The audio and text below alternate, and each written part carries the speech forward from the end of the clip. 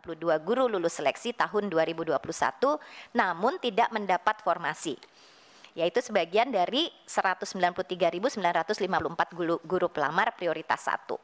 Dari 193.954 guru pelamar prioritas 1 atau P1 masih tersisa 62.625 guru yang belum mendapatkan penempatan.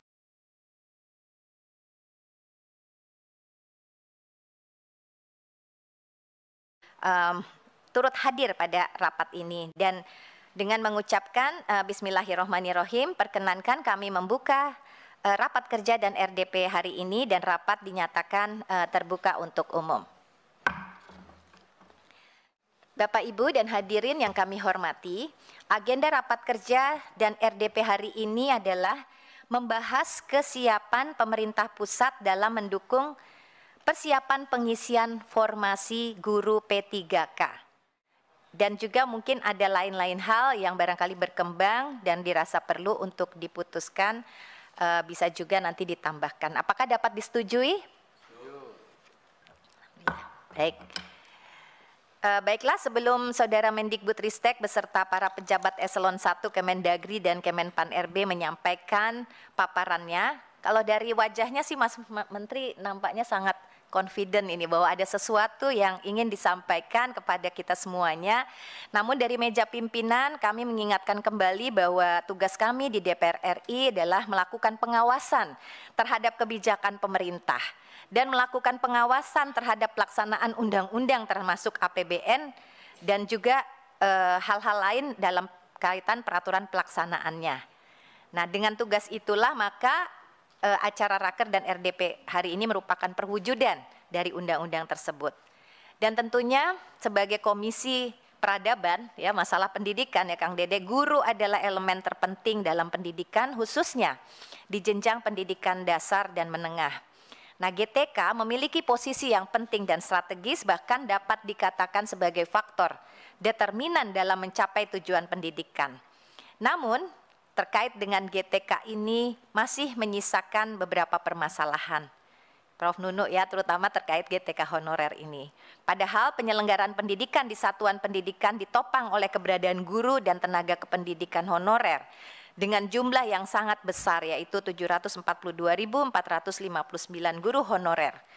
Sedangkan data Tendik yang disajikan Kemendikbudristek RI hanya terkait data kepala sekolah dan pengawas sekolah, sementara yang termasuk Tendik pada jenjang pendidikan formal berdasarkan Undang-Undang Nomor 20 Tahun 2003 tentang Sisdiknas, selain kepala sekolah dan pengawas adalah juga pustakawan, laboran, dan mungkin lain-lainnya. Dan saat ini mungkin tidak diketahui berapa persis jumlahnya. Nah, lebih dari 1 dekade, Komisi 10 DPR RI mendesak pemerintah untuk memberikan perhatian lebih terhadap kesejahteraan GTK honorer ini. Kemudian pada akhir 2020, Mendikbudristek RI mengumumkan adanya proses rekrutmen 1 juta guru P3K. Seiring dengan peluncuran program tersebut, Komisi 10 DPR RI dalam kurun waktu 2 tahun terakhir mengawal penyelesaian rekrutmen guru P3K baik melalui panja pengangkatan GTK honorer menjadi ASN dan juga panja formasi GTK P3K. Nah, sepanjang tahun 2022, Komisi 10 DPR RI memantau perkembangan dan evaluasi pelaksanaan seleksi P3K dengan mengagendakan isu seleksi P3K dalam setiap rapat kerja. Nah, rapat terakhir terkait agenda guru P3K dilaksanakan 21 Maret 2023 dengan eselon 1 Kemendikbudristek Republik Indonesia. Nah, dalam rapat tersebut, Dirjen GTK menyampaikan perkembangan terakhir rekrutmen guru P3K antara lain sebagai berikut. Hasil seleksi guru ASN P3K tahun 2021 terdapat A 293.860 guru lulus seleksi dan mendapatkan formasi yang di dalamnya termasuk 41.619 guru swasta. Dan B 193.954 namun tidak dapat formasi. Nah, 2, hasil seleksi guru ASN P3K tahun 2022 terdapat 210.200 guru lulus seleksi dan mendapatkan penempatan di dalam tersebut 132.882 guru lulus seleksi tahun 2021 namun tidak mendapat formasi. yaitu sebagian dari 193.954 guru pelamar prioritas 1.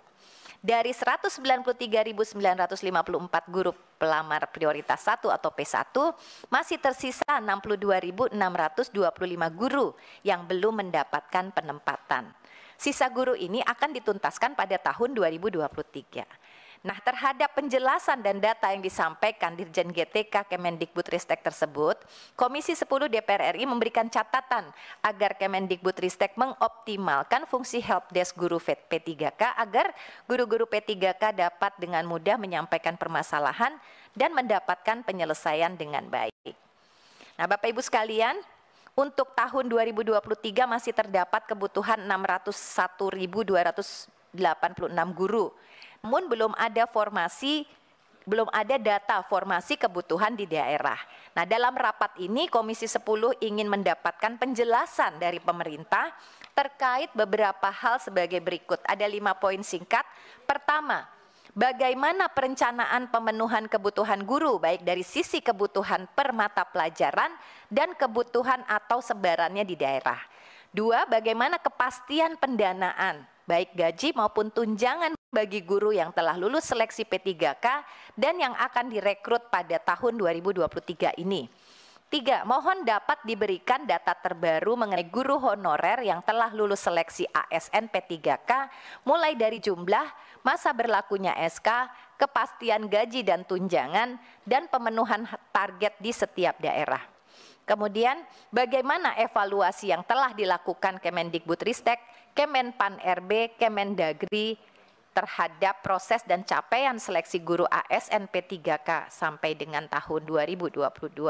Dan yang terakhir, bagaimana rencana pemerintah pusat terkait terobosan untuk mengambil alih kebijakan pemenuhan dan penempatan guru P3K jika Pemda tidak mengusulkan formasi. Demikian pokok-pokok agenda rapat kita dan RDP, Raker dan RDP kita pada hari ini.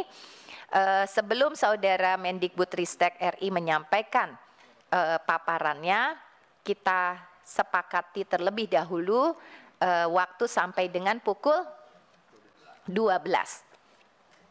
Baik, kami persilakan Saudara Mendikbudristek RI untuk menyampaikan paparannya, nanti kemudian kita lanjutkan dengan teman-teman dari Kemendagri dan Kemenpan RB. Assalamualaikum warahmatullahi wabarakatuh. Terima kasih Bu Hatifah dan jajaran Wakil Ketua dan anggota Bapak Ibu anggota Komisi 10. Terima kasih untuk waktunya. Hari ini kami akan melakukan paparan singkat mengenai apa saja progres yang sudah tercapai dalam seleksi dan mekanisme